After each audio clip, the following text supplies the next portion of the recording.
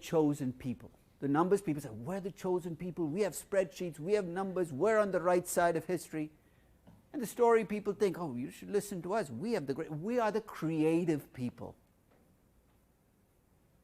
And I think they're both right and they're both wrong.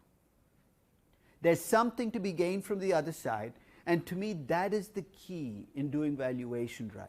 You've got to work with both sides of your brain. I don't even know whether this is mythology or not, that there's a left brain and a right brain, but let's face it, some of us prefer to work with numbers and we have to force ourselves to think about stories, and some of us prefer to tell stories and we have to force ourselves to think about numbers. Think about your weaker side and work on it, because that's what's going to give you power and valuation. So when I do a valuation and I use a discounted cash flow valuation, it's a tool. So when you hear DCF being used as a curse word, and venture capitalists have used this on me.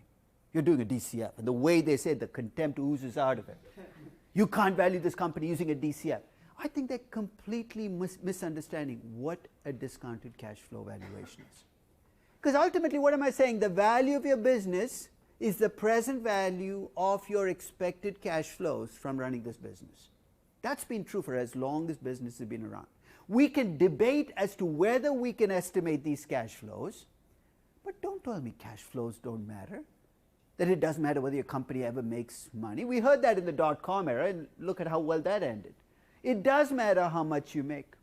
So when I think about a discounted cash flow valuation, a discounted cash flow valuation to me is just a tool to bring in answers to those 4 questions. My cash flows from existing assets feed in my base year. My value from growth gets fed in through the growth rate I use and how much I'm setting aside to get that growth. My risk is built in through the discount rate, and I bring it to closure by assuming that at some point in time things settle down and I can estimate the value of everything that happens after that with this big number at the end. But the DCF is not the end game. It's just a tool to convert your story into a number.